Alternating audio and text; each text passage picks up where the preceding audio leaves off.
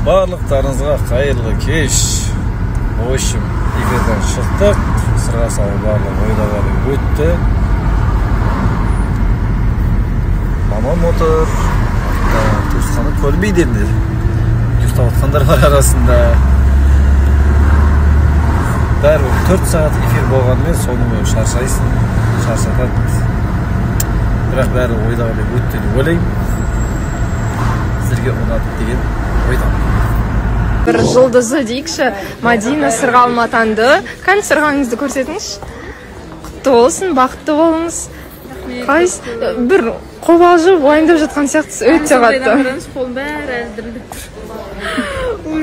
Уайымыңызды басыңыз, сіздерге бата берді. Болды енді жаңа өмір басталды, күліп қарсы алыңызшы. Рахмет, көп барлықтарыңызға құттықтап жатқан, бізбен бірге тамашалап, біздің қуанышымызға ортақтасып жатқан барша көрермендерге, барша қолдаушыларға мың алғыс, көп рахмет. Мен әлі де толқып тұрмын. Бұйырса енді қуанышымыз бұнымен ғана бітпейді деп те ойлаймын. Ары қарай барлығын тағы да көресіздер ғой, бұйырса одан да жақсы күндер сіздермен бірге нәсіп етеді деген ойдамын. Қайырлы кеш баршаңызға. Бізде сырға салу болып бітті, шықтық. Сырғам құлағымда тұр, қасымда Фара, арт жақта мамалар отыр. Бәрін қазір енді ауылға салып жіберейін деп, сонымен жүрміз тірліктермен. Барлық жұмыстарымызды бітіріп, сөйтіп жүрміз. Жалпы енді әркімде әрқалай комментарий етіпті, негізінде қосылайықта жаңағыдай эфир барысында салынған видеолардың барлығын комментарийлерін қарап отырмыз ғой. Адамға не істесең де жақпайсың деймін. Киінген киімің, таққан нәрсең, жүрген жүрісің, айтқан сөзің ештеме жақпайды екен да, негізінде былай айтқанда. Жалпы айтатын нәрсем кому какое дело. Сіздердің менде шаруаларыңыз болмасын. Болмаса менің отбасында, Фараның отбасында деген сияқты. Кім қалай сөйлейді, кім не киеді деген сияқты. Мынандай нәрсе киіп апты, неге бүйткен, неге сөйткен. Айналайын каждыйына қалай удобно, солай киінеді, солай сөйлейді. Оның астында андай бір әзіл нәрсе болады деген сияқты. Оның ешқайсысын серьезно андай бір қабылдап, бүйтіп қараудың қажеті жоқ. Если не то болатын болса, сол жерде шешілетін еді. Бірақ барлығы юмормен, барлығы әзілмен өткеннен кейін сіздерде солай қабылдау керексіздер деп те ойлаймын. Негізінде білмеймін қалай острый қабылдайтындарыңыз, сіздердің сондай әңгімелердің барлығынан тырнақтың астынан кіріздеп отырғандай іздейтіндеріңізді мен қалай жалпы түсінбедім сондай адамдарды. Сол айтайын деген. Ернар, қалайсыз? Қайырлы күн, жақсы, өте керемет. Жауапкершілікті сезініп жатсыз ба? Прям жауапкершілік сезініп жатырмын, өйткені енді тойда жүреміз ғой. Тойдың атмосферасы басқа. Бұл жақта мысалға, ол жақта бір 5 есе жауапкершілік болатын болса, мына жақта енді 10-15 есе жауапкершілік. Мына жақта камера бар, қонақтар бар, қатысушылар бар, халық көріп отыр деген сияқты. Тілден күрмелмеу керек, жаңылмау керек деген сияқты. Эфир басталып жатқан кезде жаңа дұға тілеп, Алла тілімнен күрмеліп қалмайын, атаға біреумен өткізейік деп дұға тілегенім бар. Бірақ керемет сезім, достарымыз, ағамыз, біреу құрбымыз деген сияқты. Осындай кезде тізгінді алуға тура келді. Бізде ортада Аида өте әдемі болып келді. Мадинаның құрбысы болып келіп қалды. Қайсыз? Күшті қалыпты. Жанболатты көрдіңіз ба? Көрдім. Ойынмен бастап кеттік біз. Білмеймін ғой?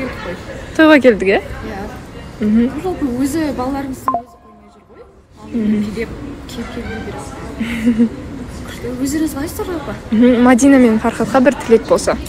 Мен Мадина мен Фархатты өте жақсы көремін, потому что мен Фархатты да бүйтіп бөлмеймін, Мадинаны да бөлмеймін, екеуі де маған өте жақын адамдар. Мен оларға тек қана бақыт тілеймін, махаббаттың куәсі болып жүрген адаммын, қастарында жүрген. Тек қана бір жаста бірге қартайса екен деймін, бала шағалары көп болсын, бай болсын, главное ақшасы көп болсын. Сырттан Мадина уайымдап жүр ма әлде? Қатты қобалжып кәдімгідей уже терлеп кеткен ғой, даже кондер тұр, бірақ өзі терлеп жатыр. Іштей уже андай душевный не отқан сияқты. Ал құрметті көрермендер, бізде Фархаттың жағы да шықты ортаға. Қалайсыздар? Жақсы. Қатты уайымдап жатқан сияқтысыздар. Кішкене қобалжу бар. Уайымдау емес, қобалжу. Бір жастарға тілек болса? Жастарға айтатын тілегіміз мынау қосылған қазақтармен қоса қарып бақытты болсындар. ертеңгі осылардың үйлі тойларын, үлкен тойларын көріп осы отырған көпшілікке нәсіп етсін. Тек қана бақыт тілеймін. Сіз нағашы әпкесіз, бір-екі тілегіңіз болса? Тек қана бақыт қой тілейтініміз. Осылар бақытты болса, барлығымыз бақыттымыз. Екеуі қол ұстасып, мәңгі бақи. Сол өмір деген айдында қол ұстасып өмір сүрсін. Парғаттың туған әпкесі.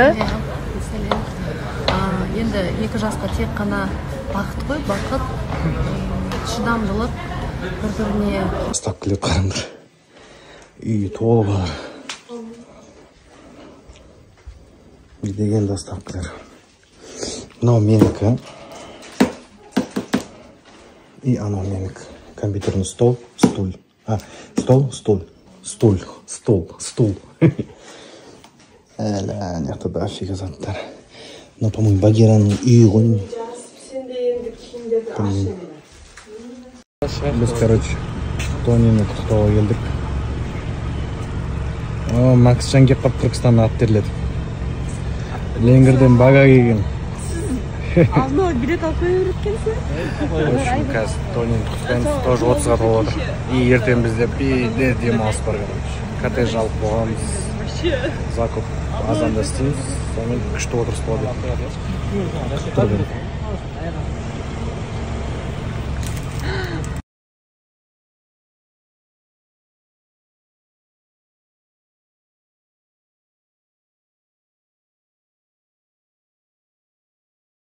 Салам, моим маленьким пацанам десеңе. Қалайсыздар, қалдарыңыз қалай? Бүгін бізге бір ай не постқа салатын, не фото түсірген жоқпыз, не рилс түсірген жоқпыз. Не түнде ұйықтамаймыз, не күнізде ұйықтамаймыз. Өзі қалаған уақытында оянады, жылайды. Концерт қояды.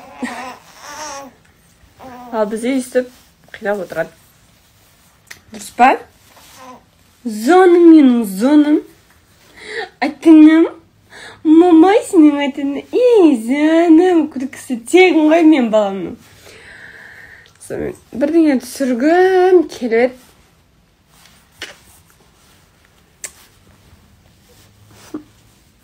Сұрамады енді. Ал достар, баршаңызға қайырлы күн. Қалдарыңыз қалай? Бүгін біз деген яғни бізге бір ай болды. Және де бүгін невропатологқа бара жатырмыз. Алдында педиатрға барғанбыз. Одан соң невропатологқа барыңыздар деді. Бұйырса енді барамыз. Және де балада бізде не ғой, гипоксия, соны таза ауаға жиі шығатын болсақ, тезірек емделіп кетеді. Қазір осында рюкзакпен жүретін болдық. Мына рюкзакты Әсела берген. Мына жақта болған тамағын ішіп.